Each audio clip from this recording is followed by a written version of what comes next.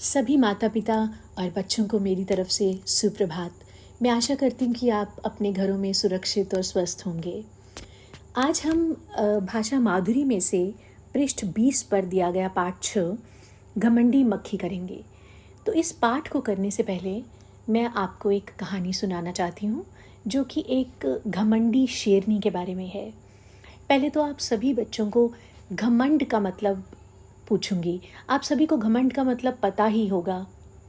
तो ये घमंड का मतलब होता है कि हम जब अपने आप को सबसे अति उत्तम समझते हैं और ये सोचते हैं कि जो दूसरा हमारे सामने वाला है वो कुछ भी नहीं है हमारे सामने। तो हम ही सब कुछ हैं, हमारे से बेहतर कोई और है ही नहीं है।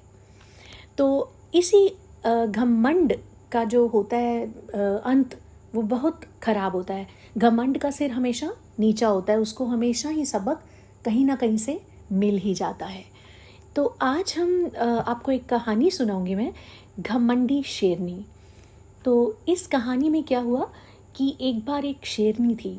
शेरनी जो है वो जंगल की रानी होती है। जैसे शेर है वो जंगल का राजा है, तो जो शेरनी है वो जंगल की रानी होती है। तो उसके 3 बच्चे थे। तो वह उन बच्चों को हमेशा दूसरों से अलग रखती थी कि हम सबसे श्रेष्ठ हैं, सबसे अति उत्तम हैं, तो हमारे सामने दूसरे सब छोटे हैं, तो वो कुछ भी नहीं है हमारे सामने। तो वो जब भी उनको जंगल में घुमाती थी तो रास्ते में जितने भी जानवर आते थे उन्हें वो किसी से भी बात नहीं करने देती थी। तो एक बार वो बच्चों को नदी के किनारे लेकर जा रही थी। तो रास्ते में क्या हुआ कि बंदर डाल पर जब बैठते होते तो वो उनको बच्चों को हमेशा बुलाते थे। शेरनी के बच्चों को बहुत प्यारे लगते थे उनको उसके बच्चे, तो उनको हमेशा आवाज़ देकर बुलाते थे और वो भी आगे से कहते थे कि बंदर मामा। तो शेरनी हमेशा उनको रोकती थी कि तुम इनसे बिल्कुल बात नहीं करोगे, तुमने इन बंदरों को बिल्कुल नहीं बुलाना, और उनसे मुंह फेरने के लिए कहती थी कि तुमने इनसे बिल्कुल बात नहीं करनी, ये बहुत नीचे हैं हमसे, तो हम इनसे बिल्कुल कभी बात नहीं करते। तो जब आगे जाती थी तो और कई जानवर मिलते थे, जैसे हिरण मिला या और कई तरह के सांप, कई तरह के और जानवर मिलते थे उनको, खरगोश मिल गया या कछुआ, कोई भी। तो वो सभी इस शेरनी के बच्चों को हमेशा बुलाते थे। तो वो मना करती थी कि ये हमसे बहुत छोटे हैं तो हम इनसे बात नहीं करेंगे। तो इनको भी रोकती थी, और जब वो शेरनी को नमस्कार करते थे तो शेरनी मुंह फेर लेती थी, उनको बिल्कुल भी जवाब नहीं देती थी। तो हमेशा घमंड के रूप में हमेशा मुंह मोड़ लेती थी कि हम नहीं इनको बुलाते, ये बहुत नीच हैं, हम बहुत छोटे हैं, तो बहुत भद्दे हैं, गंदे हैं, हम इनसे बात नहीं करते, तो इनका हमारा स्तर मतलब लेवल सेम नहीं है, हमारी ये बराबरी नहीं कर सकते। तो जब वो नहर पर पहुंची तो वो खुद वहाँ नहर पर पानी पीने लगी। तो अचानक जब वो थोड़ा सा इधर होती है तो देखती है कि उसके बच्चे गायब हो जाते हैं। तो जब उसके बच्चे गायब होते हैं तो वो कुछ परेशान हो जाती है कि मेरे बच्चे कहाँ गए। वो उनको आवाज़ें देती है, लेकिन आपको पता है कि बच्चे तो वहाँ थे नहीं, तो अभी आगे से आवाज़ कोई भी नहीं उसको सुनी। तो अब वो परेशान होती हुई रोती हुई कहाँ गई। तो जब हमें कोई मुश्किल पड़ती है तो हम क्या करते हैं, हम किसी की मदद लेते हैं, अपने दोस्तों की, मित्रों की, या अपने परिवार के सदस्यों की। तो अब वो किसी से बात तो करती नहीं थी, अब वो शर्मिंदगी में थी उसे कि अब मेरी मदद भी कौन करेगा। तो वो अब वापस उन जानवरों के पास गई, सबसे पूछती है कि आपने मेरे बच्चों को देखा। तो बंदर कहते हैं कि आप तो अब हमें अपने बच्चों से बात भी नहीं करने देती, उनको तो तुम रास्ता बदल के ले जाती थी, तो हमने तो नहीं देखे। तो फिर कई बार किसी और से पूछा, खरगोश से, हिरन से, कई जानवरों से पूछा कि आपने मेरे बच्चे देखे। तो उसके बाद वो रोने लग गई कि मेरे बच्चे गायब हो गए। तो सब ने कहा कि हमने तो नहीं देखा, कि आप हमसे ही नहीं बात करने देती थी, आप तो हमारा ही जवाब नहीं देती थी, तो अब हमें क्यों पूछ रहे हो आप। तो उससे जो शेरनी थी उसे बहुत शर्मिंदगी महसूस हुई कि मैं जो भी करती थी बहुत ही मैं गलत करती थी, मुझे इसका बहुत अफसोस है कि मैं घमंड में आ गई थी।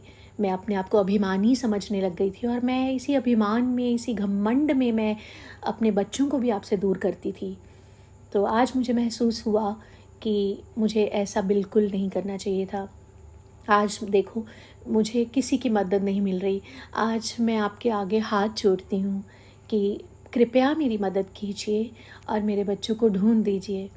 तो सभी जानवर झट से मान जाते हैं और वो कहते हैं कि हम ज़रूर मदद करेंगे आपकी, आपके बच्चों को ढूंढने में शेरनी जी। तो फिर वो सभी मिलकर उसके बच्चों को ढूंढ देते हैं और वो बहुत खुश हो जाती है और सबका धन्यवाद भी करती है और कहती है कि आगे से मैं कभी भी ना तो अपने बच्चों को ऐसी शिक्षा दूंगी और ना ही कभी ऐसी गलती मैं दोबारा दोहराऊंगी। तो इस पाठ से, इस कहानी से हमें क्या सीख मिलती है? आप सब बच्चे समझ गए कि क्या सीख मिली? कि हमें कभी घमंड नहीं करना चाहिए, अभिमान नहीं करना चाहिए, हमें मिलजुल कर सबके साथ रहना चाहिए। तो इसी जो शिक्षा है, इसी शिक्षा पर आधारित हमारी अपनी भाषा माधुरी में जो पाठ है घमंडी मक्खी, आज हम उसका पठन करेंगे। और इससे पहले मैं आपको एक और चीज़ भी बताऊंगी कि जो आपने घर में मक्खियाँ भी देखी हैं, तो अपने जो शेर है वो भी अपने पुस्तक के चित्रों में देखा है। ये सब जंगली जानवर हैं। तो जो मक्खी है वो हर तरफ देख पाती है, हर तरफ से उसका जो है वो विज़न होता है कि उसकी 360 डिग्री का जो विज़न है उसमें वो हर डायरेक्शन में, हर दिशा में देख सकती है। तो ये बहुत ही एक रोचक सा पाठ है। तो आप सभी अपनी भाषा माधुरी खोल कर बैठेंगे और मेरे साथ साथ इसको आप अंगुली रख कर, हर शब्द पर अंगुली रख कर ही पढ़ेंगे और साथ साथ में समझेंगे। तो अभी हम इसको पढ़ना शुरू करते हैं। एक दिन की बात है, सुंदर वन में एक शेर रहता था। सुंदर वन बहुत सुंदर था। वहाँ चारों ओर हरे भरे पेड़ थे। शेर पेड़ के नीचे सो रहा था। अभी उसे नींद आई ही थी कि अचानक भिन-भिनाने की आवाज़ से उसकी नींद खुल गई। उसने इधर देखा, उधर देखा। उसे आसपास कोई दिखाई नहीं दिया।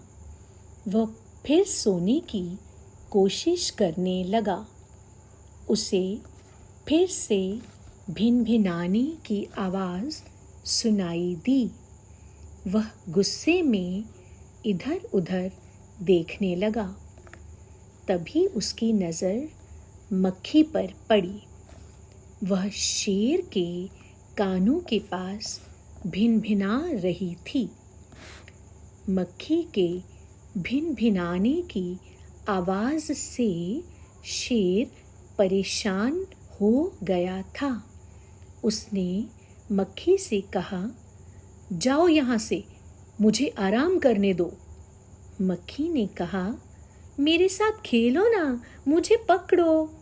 शेर बोला, मुझे तुम्हारे साथ नहीं खेलना है। मक्खी ने पूछा, क्यों? शेर बोला, यह मेरे आराम करने का समय है, अब तुम यहाँ से चली जाओ। तो यहाँ तक अभी हमने जो पढ़ा, इसमें यह था कि सुंदरवन में शेर पेड़ के नीचे सोया हुआ था। लेकिन जब वो सोया था तो उसको कुछ भिन-भिनाने की आवाज़ सुनाई देने लगी। तो उस आवाज़ से वो परेशान होने लगा। तो उसने जब आँख खोलकर देखा इधर उधर, तो उसको एक मक्खी दिखाई देती है। तो उस मक्खी को वो बार बार मतलब हटाने की कोशिश करता है कि तुम यहाँ से जाओ, चली जाओ। लेकिन वो बार बार उसको भिन-भिना कर तंग करती है और उसको बोलती है कि तुम मेरे साथ खेलो, मुझे पकड़ो। तो वो उस समय उसका आराम करने का समय था। तो वो उसको बोलता है कि तुम यहाँ से जाओ, मुझे नहीं खेलना, ये मेरे आराम करने का समय है। तो इसमें जब आपको भी आराम करना होता है तो उस समय आपको जब कोई उठाता है बार बार या आपको खेलने के लिए कहे, आपका छोटा भाई बहन, तो उस समय आपको अच्छा नहीं लगता, जो आपको कोई सोते टाइम परेशान करता है, तो है ना, नहीं अच्छा लगता ना। ये सभी बच्चों को यही लग रहा है कि नहीं, उस समय हमें कोई भी तंग करे तो वो हमें पसंद नहीं होता। तो इसमें कुछ कठिन शब्द हैं, जैसे भिन भिनाना। तो भिन भिनाने का जो अर्थ है वो मक्खी या मच्छर के साउंड को कहते हैं, उनकी आवाज़ को कहते हैं। जैसे कि अभी मैं आपको थोड़ा सा साउंड बताती हूँ।